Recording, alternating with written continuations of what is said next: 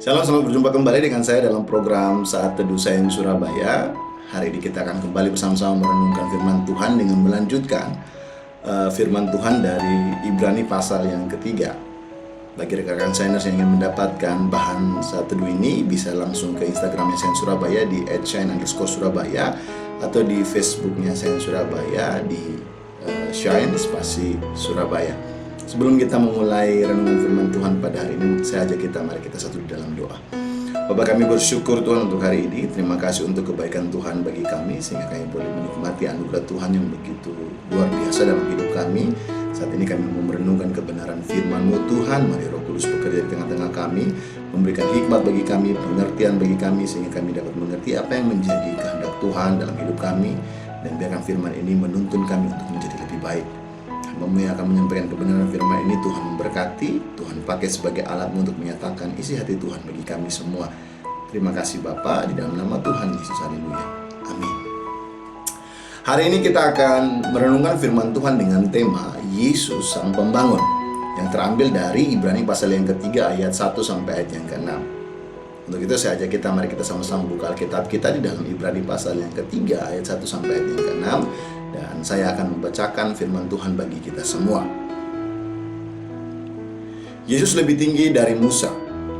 Sebab itu, hai saudara-saudara yang kudus yang mendapat bagian dalam panggilan surgawi, pandanglah kepada rasul dan imam besar yang kita akui, yaitu Yesus, yang setia kepada Dia yang telah menetapkannya, sebagaimana Musa pun setia dalam segenap rumahnya. Sebab ia dipandang layak mendapat kemuliaan lebih besar daripada Musa, sama seperti ahli bangunan yang lebih dihormati daripada rumah yang dibangunnya. Sebab setiap rumah dibangun oleh seorang ahli bangunan, tetapi ahli bangunan segala sesuatu ialah Allah. Dan Musa memang setia dalam segenap rumah Allah sebagai pelayan untuk memberi kesaksian tentang apa yang akan diberitakan kemudian. Tetapi Kristus setia kepada Anak yang mengepalai rumahnya, dan rumahnya ialah kita. Jika kita sampai pada akhirnya teguh berpegang pada kepercayaan dan pengharapan yang kita megahkan. Ayat pokoknya di ayat yang ke-6. Dan Musa memang setia dalam segenap rumah Allah sebagai pelayan untuk memberi kesaksian tentang apa yang akan diberitakan kemudian.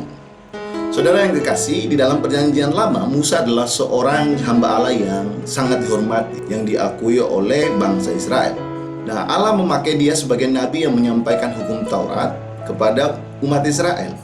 Melalui Musa, Allah membimbing umatnya masuk ke dalam persekutuan dan ibadah yang intim dengan Tuhan. Artinya bangsa Israel dapat mengenal Tuhan melalui Musa. Riwayat semua tentang sejarah bangsa Yahudi ditulis oleh Musa di dalam 5 kitab Tauratnya yang diberikan kepada bangsa Israel. Artinya Musa memiliki peranan yang sangat besar, yang sangat hebat bagi bangsa Israel dalam pertumbuhan iman mereka, pengenalan mereka akan Tuhan, pengenalan mereka akan Allah. Akan tetapi kita harus memahami bahwa Musa adalah manusia biasa yang terbatas, dan dia adalah manusia yang berdosa juga. Nah, hari ini kita membaca Ibrani pasal yang ketiga ayat 1 sampai ayat yang ke-6 ini. Penulis Ibrani menyatakan bahwa Yesus lebih besar dari Musa. Karena apa? Karena Yesus anak Allah jauh lebih besar, maka penulis bertujuan untuk meninggikan siapa Yesus. Surat Ibrani ini ditujukan kepada orang-orang Yahudi yang telah bertobat, yang telah percaya kepada Kristus. Sehingga sang penulis menyatakan bahwa Yesus lebih besar daripada Musa. Penulis Ibrani telah menunjukkan bahwa Yesus lebih besar daripada malaikat sebelumnya. Dan sekarang dia menunjukkan bahwa Yesus jauh lebih besar dari Musa. Saudaraku, ini bukan tugas yang mudah, sebab bangsa Israel memahami dan sangat mengagumi sosok Musa sebagai nabi yang besar. Musa merupakan rasul oleh Allah yang Tuhan pakai untuk membangun, untuk menyatakan berita tentang Tuhan kepada bangsa Israel.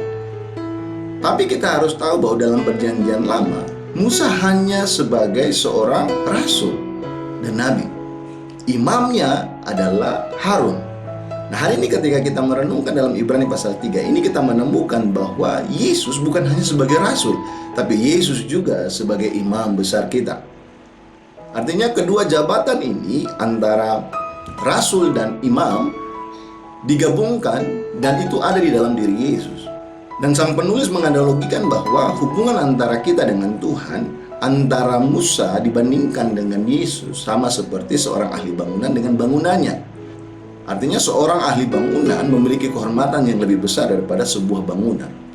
Tanpanya tidak akan ada bangunan yang terbentuk, saudaraku yang kekasih. Dan kita dapat melihat bahwa Musa adalah seorang penjaga, dan Yesus adalah Allah sendiri, sang pembangun. Sementara Musa melayani peran penting dalam merawat umat Allah, tetapi Yesus adalah orang yang membangun mereka menjadi umatnya. Musa memimpin umat Allah keluar dari perbudakan ketika Allah menyediakan jalan menuju kebebasan. Tapi perhatikan ini, Yesus bukan hanya membebaskan dari perbudakan dalam secara lahiriah, tetapi Yesus membebaskan kita dari perbudakan dosa. Musa menunjukkan jalan, tetapi Yesus menyediakan cara keselamatan bagi semua umat Allah. Dia itulah jalannya. Apa yang dapat kita belajar dari sini, saudaraku yang kekasih?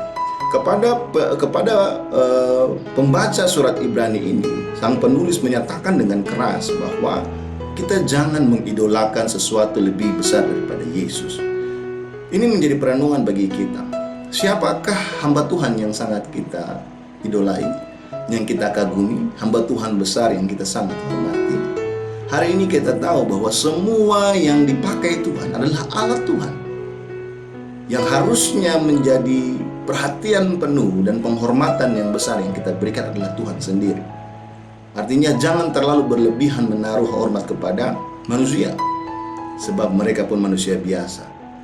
Dan ketika kita terlalu lebih menaruh hormat kepada manusia, kita melupakan kebenaran, kita melupakan Tuhan. Untuk itu, saudaraku yang kekasih, mari kita fokuskan pikiran kita pada Yesus, bukan kepada hambanya atau kepada utusan-utusannya yang lain, tetapi hanya kepada Yesus, sang pembangun rumah Allah yang menjadi milik kita. Kiranya renungan ini dapat memberkati kita semua dan mengubahkan pemikiran kita, dan kita kembali terarah, fokus hanya kepada Yesus saja dalam hidup kita. Mari kita satu di dalam doa. Bapa, kami sungguh bersyukur Tuhan untuk anugerah Tuhan. Terima kasih untuk firman Tuhan pada hari ini, sehingga kami diingatkan kembali bahwa kami menaruh hormat hanya kepada Tuhan. Hamba Tuhan yang Tuhan pakai kami hargai Tuhan, tapi tidak lebih daripada Tuhan sendiri. Untuk itu ajar kami Tuhan untuk mencari tahu kebenaran Tuhan dan tidak mengidolakan seseorang atau hamba-hamba Tuhan yang lain Tuhan, yang Tuhan pakai Tuhan, sebab mereka juga cuma alat dan Tuhanlah Tuhan kami. Dan ajar kami Tuhan untuk benar-benar mencintai Tuhan dalam hidup kami, sehingga kami dapat bertumbuh dan mengenal Tuhan lebih jauh dalam kehidupan kami Tuhan. Hamba juga tidak lupa berdoa bagi setiap jemaat Tuhan yang mendengarkan renungan ini. Tuhan memberkati dimanapun kami berada, baik dalam pekerjaan kami, usaha kami, keluarga kami, kesehatan kami. Kami percaya Tuhan menjaga, melindungi kami, dan juga Tuhan memberkati kami. Terima kasih Bapa, di dalam nama Tuhan Yesus. Haleluya. Amin. Selamat beraktivitas. Tuhan Yesus memberkati.